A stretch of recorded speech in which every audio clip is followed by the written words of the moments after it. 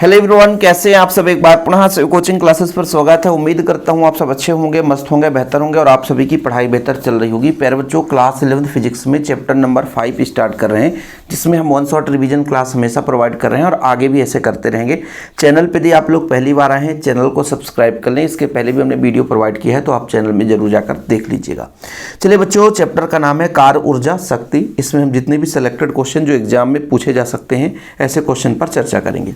पहला बच्चों, कार्य किसे कहते हैं, यह कैसी राशि है। तो सबसे पहले तो आपको पता होना चाहिए बच्चों कि कार्य क्या है। क्या जैसे मान लीजिए हम एक वस्तु को यहाँ से उठा करके यहाँ तक रख दिए, है ना। तो इसमें हमने बल लगाया और इसमें बच्चों विस्थापन हो गया। यानी ध्यान रखिएगा, यदि मान लीजिए किसी वस्तु पर बल लगाएं तो क्या हो जाता है, विस्थापन हो जाता है। ठीक है। तो बच्चों कहीं ना कहीं जब हम बल लगाते हैं तो इस पर कार्य करते हैं। तो कार्य दो चीज़ों पर डिपेंड करता है। एक तो हमने इस पर बल लगाया और बच्चों इस पर क्या है, एक प्रकार से विस्थापन हो गया। यानी किसी वस्तु में कार्य की पुष्टि के लिए बच्चों यदि उस पर हम वस्तु में बल लगाते तो कुछ न कुछ परिवर्तन होगा। ठीक है बच्चों। यानी किसी वस्तु पर बल लगाने से, है ना, यदि वस्तु में परिवर्तन हो रहा है तो वो कार्य को प्रदर्शित करता है। जो कि प्यारे बच्चों किसी वस्तु पर जो कार्य है वो बल और कितना विस्थापन होता है, कितना उसकी स्थिति में परिवर्तन होता है, उसके गुणनफल के बराबर होता है। ठीक है। जब कोई बल लगाने पर वस्तु का विस्थापन उत्पन्न होता है वस्तु का, तो बल द्वारा कार्य किया जाता है। किसी बल द्वारा किया गया कार्य बल और विस्थापन, बल की दिशा में उत्पन्न विस्थापन के गुणनफल के बराबर होता है। यानी बच्चों कार्य बराबर, आप लोगों को याद रखना है, कार्य बराबर बल गुणे विस्थापन। इससे कई बार आंकी क्वेश्चन भी पूछ देता है कि बच्चों F.S डॉट प्रोडक्ट से हम कार्य निकालते हैं और दो सदिशों का अदिश गुणनफल होता है तो अदिश ही प्राप्त होता है। तो बच्चों एक प्रकार से कार्य अदिश राशि है। कौन सी राशि बच्चों, अदिश राशि है। याद रखिएगा, अदिश राशि है। ठीक है। और कार्य का मात्रक जो होता है बच्चों, यदि हम मात्रक की बात करते हैं तो कार्य का मात्रक जूल होता है। कितना होता है बच्चों, क्या होता है, जूल। और एक जूल जो होता है 10⁻7 अर्ग के बराबर होता है। कई बार ऑब्जेक्टिव क्वेश्चन भी पूछा गया है। ठीक है। तो कार्य की परिभाषा यदि एक नंबर में आएगा तो बन जाना चाहिए। ऊर्जा संरक्षण का नियम कोई भी बच्चा है उससे याद होना चाहिए। ऊर्जा को ना तो हम नष्ट कर सकते हैं ना तो उत्पन्न कर सकते हैं, केवल इसे एक रूप से दूसरे रूप में परिवर्तित कर सकते हैं। केवल इसका रूप स्थानांतरित किया जा सकता है बच्चों। हम पदार्थ की अवस्था को बदल सकते हैं, है ना, लेकिन वो नष्ट नहीं होता है। जैसे आप लोग समझिए, पानी बर्फ़ बन जाएगा, है ना, बर्फ़ फिर से पानी बन जाएगा, लेकिन ये नष्ट नहीं होगा, उसका रूप बदल गया, उसकी अवस्था बदल गई। ठीक है। तो ऊर्जा जैसे द्रव्यमान संरक्षण या ऊर्जा संरक्षण वही है ना बच्चों। और आप जो भी संरक्षण का नियम होता है वो यही बताता है कि कभी वो नष्ट नहीं होता बल्कि उसका रूप परिवर्तित होता है। तो ऊर्जा संरक्षण का नियम तो आप लोगों को क्लियर हो गया होगा। अब बात करते हैं किलोवाट घंटा किसका मात्रक है। तो बच्चों ऊर्जा का मात्रक होता है किलोवाट घंटा, और 1 किलोवाट घंटा कितने जूल के बराबर होता है प्यारे बच्चों, तो 3.6 × 10⁻6 जूल। याद रखिएगा, 3.6 × 10⁻6 जूल होता है। अब हम कार्य, ऊर्जा और शक्ति के बारे में बात करते हैं। तो शक्ति की कोई परिभाषा बता सकता है, शक्ति की कोई परिभाषा बता सकता है, शक्ति किसे कहते हैं, है ना। देखो बच्चों, समय के साथ जितना कार्य किया जाता है, हम यहाँ पे थोड़ा सा देखो, जिस चैप्टर को पढ़ रहे हैं तो थोड़ा सा डिटेल्स में भी पढ़ते चलें। शक्ति का अर्थ क्या होता है, शक्ति का अर्थ क्या होता है, समय के साथ हम कार्य कर रहे हैं तो समय के साथ जो कार्य किया जाता है बच्चों वो शक्ति को रिप्रेजेंट करता है। यानी किसी मशीन द्वारा कार्य करने की दर को हम शक्ति कहते हैं। याद रखिएगा, किसी मशीन द्वारा कार्य करने की दर को शक्ति कहते हैं। शक्ति भी बच्चों एक अदिश राशि है। कार्य अदिश है तो ये भी अदिश हो जाएगा। और इसका जो मात्रक है बच्चों वाट है। शक्ति का मात्रक क्या होता है, वाट होता है। ठीक। तो अगला देखिए, कार्य ऊर्जा प्रमेय। देखिए बच्चों, इसको हम आगे थ्योरम प्रूव करेंगे तभी उसमें मजा आएगा। अभी थोड़ा सा इसको आगे बात कर लेंगे बाद में, अभी तो इसको छोड़ दीजिए। 1 जूल कार्य को परिभाषित कीजिए। यदि 1 न्यूटन का बल लगाकर किसी वस्तु के बल की विस्थापन 1 मीटर हो तो बच्चों उस वस्तु पर किया गया कार्य 1 जूल होता है। जैसे अब देखो बच्चों, W जो होता है कार्य बराबर होता है बल गुणे विस्थापन, बल गुणे विस्थापन। ठीक है। बल का मात्रक होता है न्यूटन। तो यदि मान लीजिए बल जो है वो 1 न्यूटन हो जाए, कितना, 1 न्यूटन, वह विस्थापन कितना हो जाए बच्चों, विस्थापन 1 मीटर हो, कितना, 1 मीटर हो जाए, तो यहाँ पर 1 गुणे 1 करेंगे तो 1 जूल हो जाएगा। समझ में आया? कहने का तात्पर्य क्या हुआ बच्चों कि यदि किसी वस्तु पर 1 न्यूटन बल है ना लगाने से यदि उस वस्तु में 1 मीटर का विस्थापन होता है तो उसमें जो कार्य होता है बच्चों वो 1 जूल के बराबर होता है। कितना होता है फिर बच्चों? 1 जूल के बराबर होता है। यदि 1 न्यूटन बल लगाकर किसी वस्तु के बल की दिशा 1 मीटर विस्थापित किया जा सकता है बच्चों, तो उस पर जो कार्य होगा वो 1 जूल के बराबर होगा। अब बात करते हैं बच्चों कार्य ऊर्जा प्रमेय, जो कि काफ़ी महत्वपूर्ण है। हमने आपसे बात भी की, कार्य ऊर्जा प्रमेय पढ़ना है। किसी पिंड पर लगाए गए बल द्वारा पिंड को विस्थापित करने में किया गया कार्य उसकी गतिज ऊर्जा में वृद्धि के बराबर होता है। थोड़ा समझना, कार्य ऊर्जा क्या कहता है? कार्य किए, ऊर्जा लगाए, तो भाई उसमें ऊर्जा में कुछ ना कुछ परिवर्तन हुआ होगा। अब देखो बच्चा जी थोड़ा सा समझिएगा, क्या बोला है? किसी पिंड पर बल लगाते हैं। एक हमारे पास पिंड है बच्चों, ठीक है, इस पे पिंड पर बल लगाएंगे। अच्छा, जब बल लगाते हैं तो बल लगाने से बच्चों हमको पता है कि कार्य तो बदलेगा, कार्य होगा, क्योंकि उसकी स्थिति में परिवर्तन होगा। यदि मान के चलते हैं कि प्रारंभिक वेग भी रहा होगा इसका, सही है कि नहीं बताओ बच्चों? प्रारंभिक वेग भी रहा होगा, प्रारंभिक वेग u होगा, u। फिर बच्चों इसका अंतिम वेग भी रहा होगा। कैसे? पहले मान लीजिए स्टार्टिंग में कुछ और वेग रहा होगा, हम बल लगाए तो कुछ ना कुछ वेग में परिवर्तन हुआ होगा। सिंपल है। क्या कहता है कि पिंड पर लगाए गए बल द्वारा पिंड में विस्थापित करने में किया गया कार्य, जो कार्य होगा उसके गतिज ऊर्जा में वृद्धि के बराबर होगा। बिल्कुल सही है। यदि बच्चों इसका द्रव्यमान m है तो प्रारंभ में इसका वेग यदि u है तो गतिज ऊर्जा का सूत्र क्या होता है? 1/2 mu² है प्रारंभिक। फिर मेरे बच्चों वेग भी हो गया तो इसका जो गतिज ऊर्जा कितनी हो गई होगी? 1/2 mv²। तो कार्य ऊर्जा प्रमेय क्या कहता है कि यदि किसी पिंड पर बल लगाते हैं तो कार्य तो होगा, कार्य होगा, और ये जो कार्य बच्चों ये गतिज ऊर्जा के डिफरेंस के बराबर होगा। गतिज ऊर्जा में कितना परिवर्तन होता है उसके बराबर होगा। और बिल्कुल सही है भाई, किसी पे विस्थापन किस पर डिपेंड करेगा? गतिज ऊर्जा पर, कितनी ऊर्जा के साथ वो गति कर रहा है। जैसे आप कहीं जा रहे हो तो कितनी विस्थापन हुई बच्चों आपके वेग पर डिपेंड करता है कि कितना ज़्यादा आप चल पा रहे हो, कितनी तेज़ी से गए उतना विस्थापन होगा। तो यही कार्य है कि जब किसी वस्तु पर बल लगाएंगे तो कार्य लगेगा, तो वो किस पर डिपेंड करेगा? ऊर्जा पर डिपेंड करेगा। इसीलिए तो इसको बोला गया कार्य ऊर्जा प्रमेय, है ना? क्या बोला गया बच्चों? कार्य ऊर्जा प्रमेय। अच्छा, न्यूटन के गति के द्वितीय नियम से F बराबर कितना होता है? F बराबर बोलोगे सर ma होता है, हमने पढ़ा है F बराबर ma। मान लीजिए कि किसी वस्तु पर हमने F बल लगाया, है ना, बल लगाया बच्चों, तो त्वरण a से, है ना, वो गतिमान है ना, और s दूरी तय कर लिया तो F बराबर ma हो गया। और जब दूरी तय कर लिया, विस्थापन तय कर लिया, तो विस्थापन वाला द्वितीय समीकरण होता है v² बराबर u² + 2as। ये गति का आपका तृतीय समीकरण है। ये आपका द्वितीय नहीं, गति का नियम है, ये समीकरण नहीं है, ये गति का नियम है, गति का द्वितीय नियम है, ये गति का तृतीय समीकरण है। यहाँ से हम s का मान निकाल सकते हैं बच्चों, s का मान, जैसे v² - u² बराबर 2a, है ना, s। तो s बराबर कितना हो जाएगा प्यारे बच्चों? s बराबर v² - u² 2a। इतना क्लियर? अब कार्य तो निकालना है, किया गया कार्य उसके स्थितिज ऊर्जा में परिवर्तन के बराबर होता है। और कार्य का फार्मूला कोई भी बच्चा बता सकता है कि कार्य जो होता है सर, चूंकि जो कार्य जो होता है वो बल गुणे विस्थापन के बराबर होता है, बल गुणे विस्थापन के बराबर है।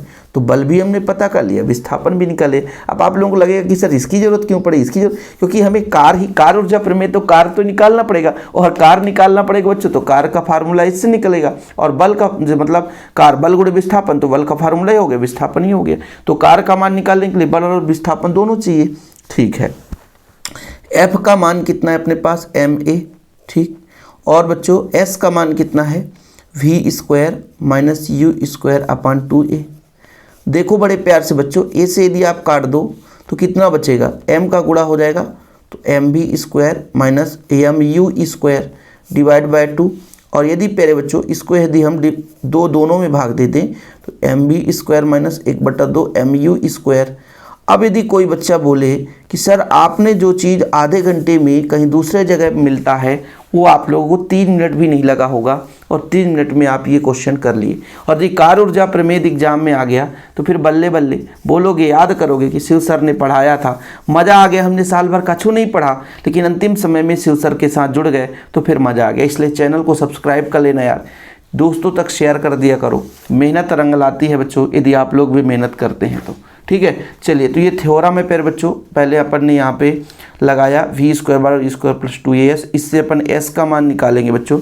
यहाँ से अपना s का मान निकल कर आएगा, थोड़ा सा यहाँ पे टाइपिंग मिसप्रिंट है, s बच्चों 2as हो जाएगा, तो अपना s बराबर 2a हो जाएगा यहाँ पे।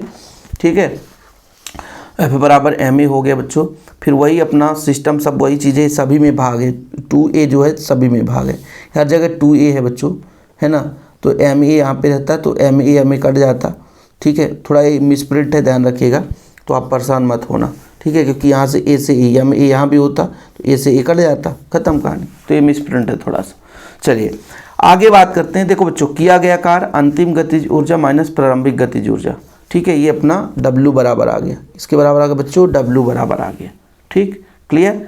चलिए अब बात करते हैं बच्चों, संघट्ट से क्या तात्पर्य है, प्रत्यस्थ संघट्ट और अप्रत्यस्थ संघट्ट में अंतर। देखो बच्चों, जब दो वस्तुएं टकराती है, संघट्ट का मतलब होता है टकराना। जब दो वस्तुएं टकरा गई फिर बच्चों, जब दो वस्तुएं टकरा गई मतलब वो संघट्ट हो गया। ठीक है, खत्म, और कुछ भी नहीं है। दो वस्तुओं के आपस में टकराना, अन्योन्य क्रिया करना, ये संघट्ट कहलाता है। जैसे आपका एक बाइक है, दूसरे बाइक से टकरा जाए तो बच्चों आपका क्या हो जाता है, संघट्ट हो जाता है। संघट्ट दो प्रकार से होते हैं, एक प्रत्यस्थ संघट्ट, अप्रत्यस्थ संघट्ट। इसमें कुछ है नहीं, दैनिक जीवन में क्रिकेट के बल्ले से गेंद का टकराना, सड़क पर वाहनों का टकराना, ये सब संघट्ट ही है बच्चों। आपका सिर दूसरे के सिर से लड़ जाए, वो संघट्ट ही है। प्रत्यस्थ संघट्ट क्या होता है कि इस संघट्ट में निकाय का संवेग और गतिज ऊर्जा दोनों संरक्षित रहता है, यानी बदलता नहीं है। यानी प्रत्यस्थ संघट्ट, यानी जब कोई संघट्ट हो जाए, कोई टकरा जाए, यदि उसका संवेग और गतिज ऊर्जा ना बदले तो मतलब वो प्रत्यस्थ है बच्चों।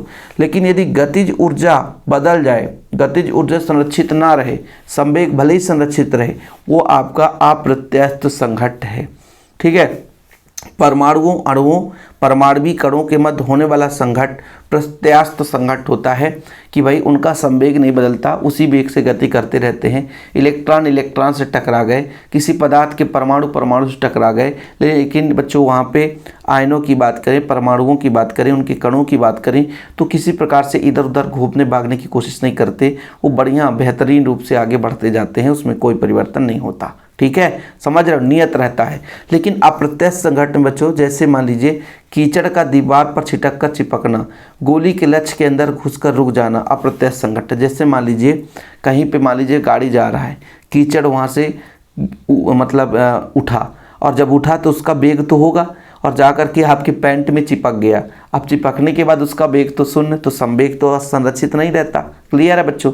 लेकिन यदि आप लोग जैसे बात करें कि बस चल रहा है और आप जा कर के गति किए, कूदे, तो कूदने में आपका तो संवेग है, लेकिन जा कर के बस में बैठ गए तो फिर आपका कहाँ संवेग हुआ, है ना। कूद गए, टकरा गए तो कहाँ संवेग हुआ, तो अपना अप्रत्यस्थ संघट्ट हो जाता है। ठीक है, बड़ा सिंपल है बच्चों। जैसे गोली वेध दिए, गोली मान लीजिए जब गति कर रहा है तो कहीं ना कहीं उसमें वेग है, तो वेग है तो संवेग है, लेकिन जा कर के मान लीजिए घुस गया किसी के शरीर के अंदर और रुक गया, जब उसका वेग खत्म हो गया, वेग शून्य हो गया फिर बच्चों, तो वहाँ पे जो संघट्ट हो जाता है अप्रत्यस्थ संघट्ट हो जाता है। तो समझ में आ गया प्रत्यस्थ और अप्रत्यस्थ। सबसे पहली बात तो बच्चों, संघट्ट का मतलब दो वस्तुओं का आपस में टकराना क्या कहलाता है, संघट्ट। यानी अन्योन्य क्रिया होती है तो संघट्ट होता है। जैसे बच्चों आप बल्ला और गेंद देखते हैं, क्रिकेट खेलते हैं खिलाड़ी तो बेहतरीन रूप से मारते हैं चौका छक्का, तो बच्चों टकरा करके जाता है तो टकराना संघट्ट हो जाता है। दो प्रकार से, एक प्रत्यस्थ एक अप्रत्यस्थ। प्रत्यस्थ में क्या होता है बच्चों, संवेग के साथ साथ अपना गतिज ऊर्जा संरक्षित रहता है, और बच्चों संवेग इसमें रहे जो है पर गतिज ऊर्जा बदल जाता है। वेग बदला तो गतिज ऊर्जा बदलना, क्योंकि गतिज ऊर्जा का सूत्र होता है 1/2 mv²। गतिज ऊर्जा का मान वेग पर डिपेंड करता है, और वेग ही शून्य हो गया तो गतिज ऊर्जा शून्य हो जाती है बच्चों।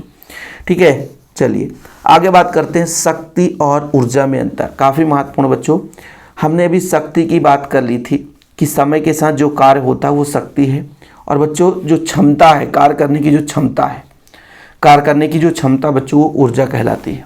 कार्य करने की जो क्षमता है वो ऊर्जा कहलाती है। क्या कहलाती है बच्चों, ऊर्जा कहलाती है। ठीक है। शक्ति का मान समय पर निर्भर करता है, लेकिन ऊर्जा का मान समय पर निर्भर नहीं करता, ठीक है। शक्ति का ऐसा ही मात्रक वाट होता है, ऊर्जा का ऐसा ही मात्रक जूल होता है। शक्ति का विमीय सूत्र बच्चों और ऊर्जा का दोनों का विमीय सूत्र लगभग सेम तो नहीं होता है। क्यों? क्योंकि भाई कार्य और ऊर्जा दोनों का सेम होता है, क्योंकि कार्य करने की क्षमता ही ऊर्जा कहलाती है।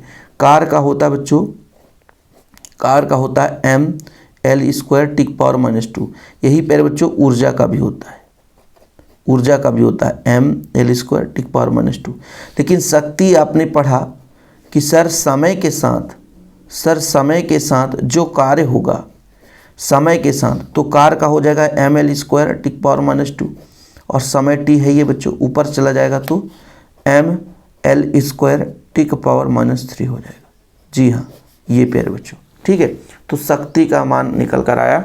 शक्ति का तात्पर्य क्या निकल कर आया बच्चों कि समय के साथ जो ऊर्जा में परिवर्तन होता है, कार्य में जो परिवर्तन होता है, वो अपना शक्ति है।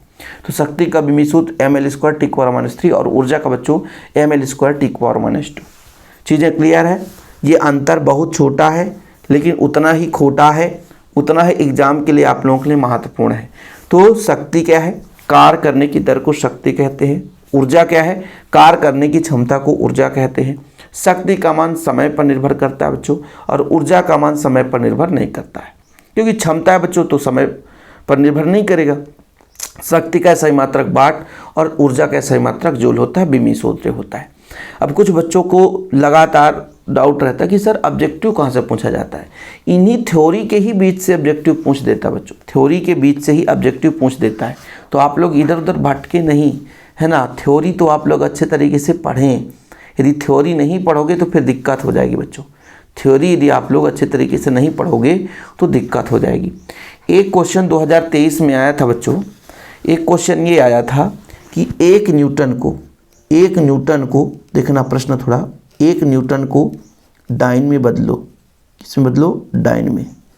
अब आप लोगों के लिए चैप्टर 1 का एक फार्मूला याद रखना होगा, और याद नहीं है बच्चों तो याद कर लीजिए, N2 = N1, ठीक है बच्चों। फिर M1/M2, यानी यदि मान लीजिए M1 का मतलब है SI पद्धति में कितना है, फिर आपका CGS पद्धति में कितना है, फिर इसका पावर भी कितना है बच्चों, वो चीज़ आप लोग याद रखिएगा। पावर मान के चलता हूँ A है, ठीक है। फिर बच्चों आप L1/L2 इसका पावर B मानकर चलता हूँ, ठीक है। और बच्चों T1/T2 इसका पावर पर बच्चों मैं C मानकर चलता हूँ। अब देखो बल का विमीय सूत्र बताओ, बल का विमीय सूत्र, बल का विमीय सूत्र होता है सर mL/T⁻²। मतलब यहाँ से प्यारे बच्चों A बराबर इसका घात 1 है, इसका घात 1 है, तो A बराबर m का घात कितना है बच्चों? 1 है। L बराबर अपना घात कितना है? 1 है। और B और C बराबर बच्चों अपना -2 है। अब भाई ये बात समझना है कि एक न्यूटन SI पद्धति में है, और उसको प्यारे बच्चों किस में बदलना है? डाइन में, मतलब CGS पद्धति में बदलना है, ठीक है। तो हमें पता है कि N1 का मान तो पता है कि 1 न्यूटन, कितना बच्चों? 1 न्यूटन। वह N2 बराबर हमें निकालना है, क्योंकि बच्चों उसको एक डाइन में बदलना है, ठीक। तो देखो ऊपर SI पद्धति में और नीचे CGS पद्धति में मान रखो। जैसे मैं बात करता हूँ N2, N1 का मान बच्चों 1 रख दिया। देखो M1 का मान रखो, M1 का मतलब बच्चों SI पद्धति में यदि हम बात करें तो 1 किलोग्राम होता है, तो CGS में होता है 1 ग्राम। सही है कि नहीं? ठीक है सर। A का मान कितना है? 1। इसके बाद फिर बच्चों L1 दूरी का 1 मीटर होता है, 1 मीटर, तो नीचे हो जाएगा 1 सेंटीमीटर CGS पद्धति में, इसका भी घात 1 है बच्चों। फिर प्यारे बच्चों यदि हम समय की बात करें तो 1 सेकेंड, समय दोनों में सेम रहता है, चाहे CGS हो चाहे SI पद्धति, और ये -2, तो इसका कोई फ़र्क नहीं पड़ने वाला। अब बच्चों सेकेंड से सेकेंड ख़त्म, यहाँ पर 1 किलोग्राम को ग्राम में बदलो तो 1000 ग्राम हो जाएगा, 1000 ग्राम, नीचे भी ग्राम, तो फिर ग्राम से ग्राम कट जाएगा बच्चों, घात 1 है। मीटर को आप 100 सेंटीमीटर बदलो तो सेंटीमीटर से सेंटीमीटर कट जाएगा बच्चों, घात 1 सेंटीमीटर। अब इसका कोई वैल्यू नहीं, 1 का पावर कुछ भी रहे, है ना, उसका कोई मान ही नहीं बच्चों, है ना, ग्राम से ग्राम कट गया, मतलब यहाँ पे बचा बच्चों कितना 1000 बचा, और यहाँ पर कितना बचा, ये बचा बच्चों, है ना।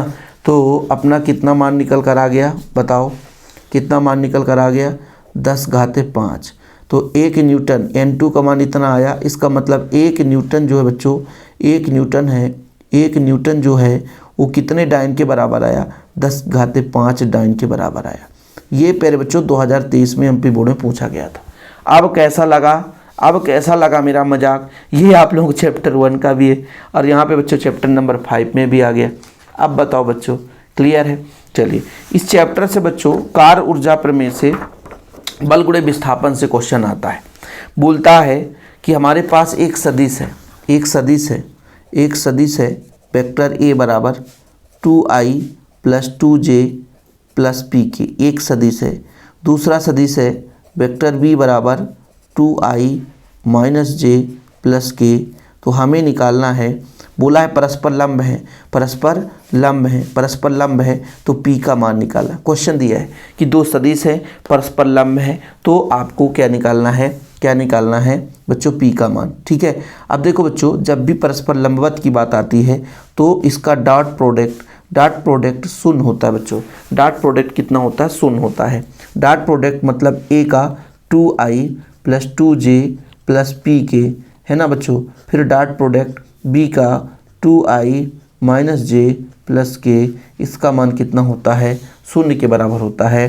2 दूना 4, 2 1 कम 2, और फिर बच्चों यहाँ पे अपना p का k से, तो 1 है बच्चों इसका गुणांक, तो p हो जाएगा बराबर 0। तो 4 में 2 घटा दो तो 2 धन p बराबर 0। तो प्यारे बच्चों p बराबर 2 आ गया, -2, ये आंसर आ गया, खत्म कहानी।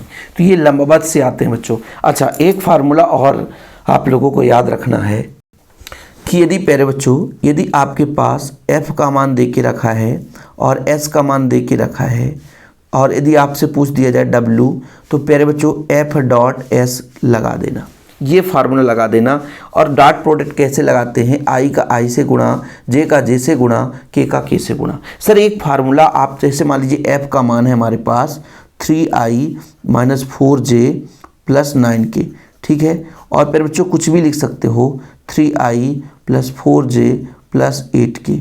अब इसको डॉट प्रोडक्ट कैसे लगाते हैं, 3 का 3 से, तो 3 × 3 -4 है बच्चों 4 से, +9 है बच्चों +8 से गुणा कर दी। i का i से, j का j से, k का k से गुणा करना है।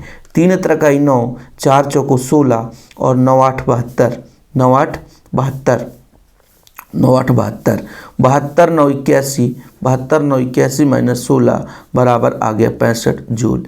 ये बच्चों ये कार्य इस तरीके से निकल कर आ जाएगा। और बच्चों एक जो फार्मूला भी आपने प्रूव किया, इससे भी आपका क्वेश्चन एनसीईआरटी से पूछा जा सकता है। वेग दिया रहेगा, द्रव्यमान दिया रहेगा, इस फार्मूला पे डायरेक्ट मान रख देना, बस आपका आंसर आ जाएगा। एनसीईआरटी से बच्चों यहाँ से क्वेश्चन है ना पूछा जा सकता है। तो आज इस चैप्टर में बहुत कुछ आप लोगों ने सीख लिया। और फिर बच्चों छोटे छोटे क्वेश्चन तो बहुत हैं, लेकिन रिवीजन करा रहे हैं वही क्वेश्चन जो आपके लिए काम का है। जैसे कभी कभी ऑब्जेक्टिव में क्वेश्चन पूछा गया है बच्चों कि 1 वाट शक्ति से क्या तात्पर्य, 1 वाट शक्ति। अच्छा, तो इससे आप लोगों को हमने बताया कि शक्ति बराबर क्या होता है। तो आपने कहा कि सर समय के साथ जो कार्य होता है, यानी हम कह दें कि यदि 1 सेकेंड में जो कार्य है प्यारे बच्चों, जो कार्य है वो 1 जूल हो। 1 सेकेंड में जो कार्य है प्यारे बच्चों वो 1 जूल हो। क्या हो, 1 जूल हो। 1 सेकेंड में जो कार्य है वो 1 जूल हो। 1 सेकेंड में कार्य जो है वो 1 जूल हो, तो शक्ति कितना होगा बच्चों, शक्ति जो होगा 1 वाट के बराबर होगा। शक्ति कितना होगा बच्चों, 1 वाट के बराबर, क्योंकि कार्य हमने कितना कर दिया, एक समय 1 सेकेंड, और कार्य बच्चों अपना 1 जूल हो। यानी जब 1 जूल कार्य 1 सेकेंड में किया जाता है तो उत्पन्न शक्ति बच्चों अपनी 1 वाट के बराबर होती है। कितनी होती है बच्चों, 1 वाट के बराबर होती है। कितनी होती है, 1 वाट के बराबर होती है। क्लियर। ऐसे बच्चों आप लोगों को है ना सारी चीज़ें, छोटी छोटी चीज़ें जो है वो बनना चाहिए। फिलहाल अभी के लिए इतना ही। अगले लेक्चर में बढ़िया और चौचक वीडियो आपके लिए आएगा। बस चैनल पे पहली बार आए हैं, चैनल को सब्सक्राइब कर लें, शेयर करें वीडियो को। जय हिंद, वंदे मातरम।